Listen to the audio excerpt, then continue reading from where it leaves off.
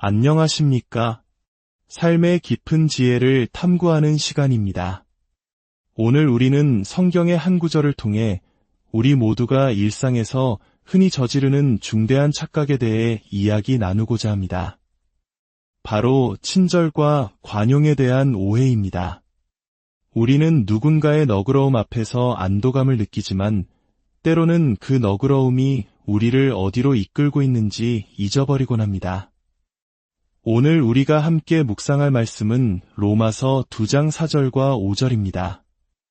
사도 바울이 기록한 이 짧은 구절 속에는 인간의 완고한 마음과 하나님의 깊은 뜻에 대한 통찰이 담겨 있습니다.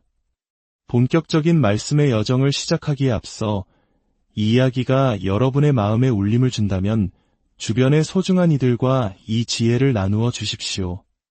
여러분의 구독과 공유는 이 빛나는 진리가 더 많은 영혼에게 닿게 하는 귀한 통로가 될 것입니다. 이 말씀을 듣고 나누는 모든 분들 위해 하나님의 크신 은혜와 평강이 함께하기를 기도합니다.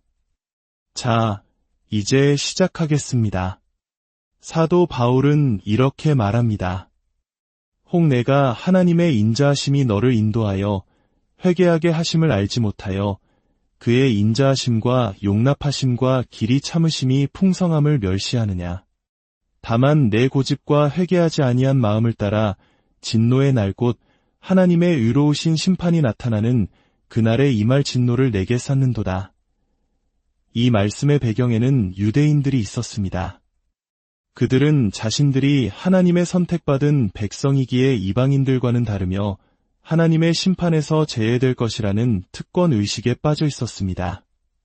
그들은 하나님의 율법을 가졌다는 사실에 자부심을 느꼈지만 정작 자신들도 그 율법을 어기며 다른 이들을 정죄하는 모순에 빠져 있었죠.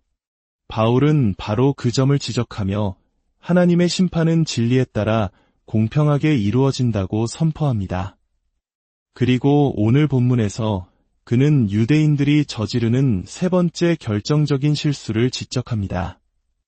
그것은 바로 하나님의 성품, 즉 그분의 인자하심과 용납하심, 그리고 오래 참으심을 완전히 오해하고 있다는 것입니다. 그들은 하나님의 침묵과 기다림을 자신들의 행동에 대한 암묵적인 동의나 승인으로 착각했습니다. 하지만 바울은 단호하게 말합니다. 하나님의 그 모든 선하심의 목적은 단 하나, 바로 우리를 회개로 이끄는 것이라고 말입니다. 그렇다면 회개란 과연 무엇일까요? 오늘날 많은 사람들이 회개를 단순히 잘못을 뉘우치거나 눈물을 흘리는 감정적인 행위 정도로 생각하는 경향이 있습니다. 혹은 술이나 담배 같은 나쁜 습관을 끊는 행동의 변화만으로 여기기도 합니다. 그러나 성경이 말하는 회개는 그보다 훨씬 더 깊고 근본적인 변화를 의미합니다. 회개를 뜻하는 라틴어 단어는 다시 생각하다라는 의미를 가집니다. 헬라어 원어 메타노이아는 마음의 방향을 바꾸다, 생각을 전환하다라는 뜻을 담고 있습니다. 즉, 회개는 지금까지 내가 당연하게 여기며 살아왔던 삶의 방식과 가치관에 대해 잠깐 멈춰서 다시 생각하고 그 결과 마음의 방향을 완전히 바꾸어 새로운 길로 나아가는 전인격적인 변화입니다.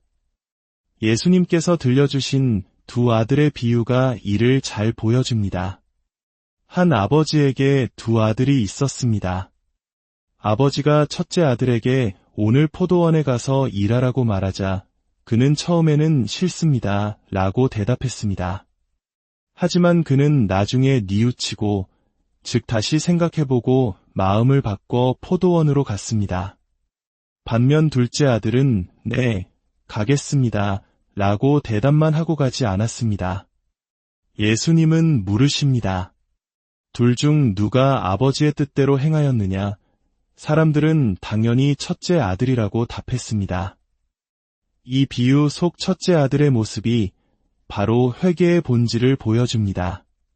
처음의 생각과 태도를 고집하지 않고 멈추어 다시 생각하며 결국 마음과 행동의 방향을 완전히 바꾸는 것. 이것이 바로 회개입니다. 그렇다면 우리는 무엇에 대해 다시 생각하고 마음을 바꾸어야 할까요? 첫째, 하나님 자신에 대한 생각입니다.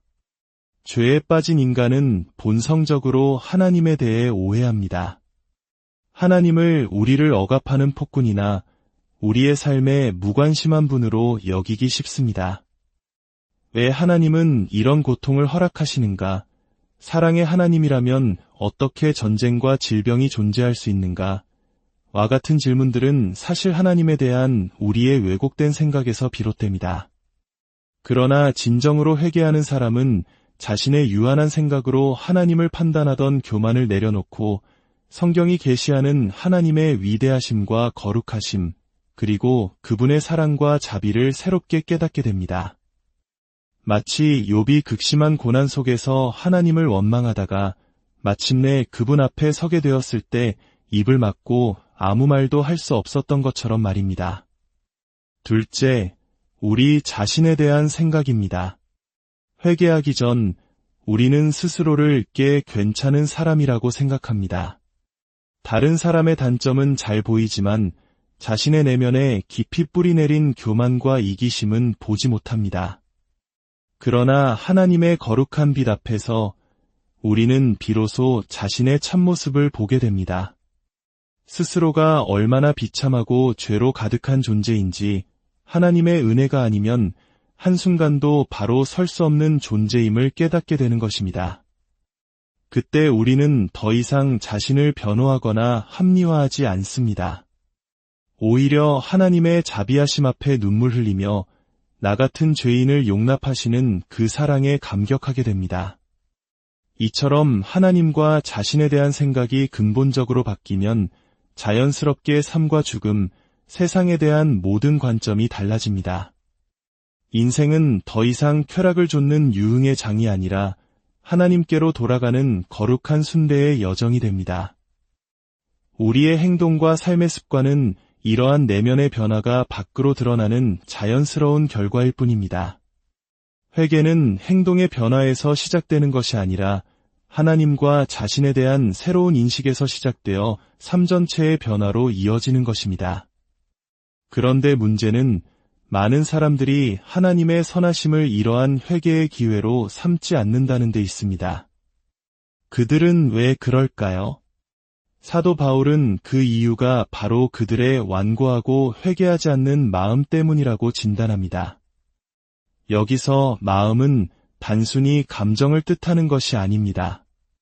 성경에서 마음은 인격의 중심, 즉 생각과 의지, 감정의 총체를 의미합니다. 인간 문제의 근원은 지식의 부족이나 환경의 문제가 아니라 바로 이 마음의 중심이 부패했다는 데 있습니다. 예레미야 선지자는 만물보다 거짓되고 심히 부패한 것은 마음이라고 말했고, 예수님께서도 마음에서 나오는 것은 악한 생각과 살인과 간음과 음란과 도둑질과 거짓 증언과 비방이니라고 말씀하셨습니다. 그리고 이 마음은 완고하다, 즉 굳어있다고 바울은 말합니다.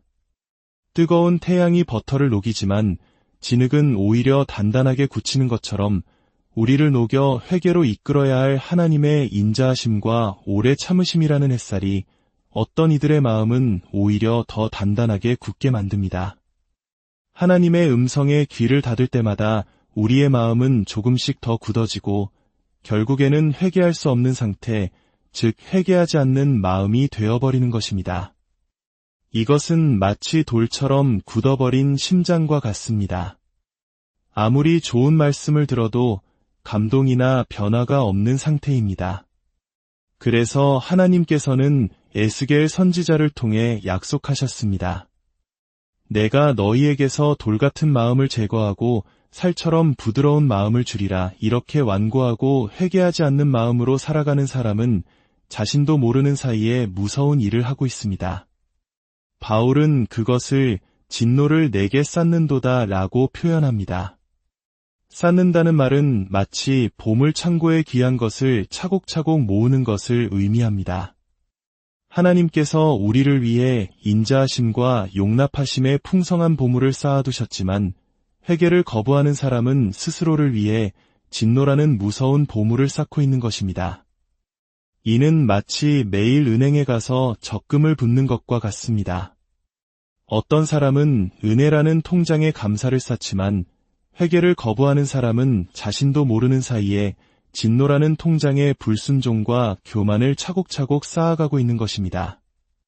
매일 아침 해가 뜨고 비가 내리고 우리가 숨쉬며 살아가는 이 모든 순간이 하나님의 오래 참으심이며 회개의 기회입니다.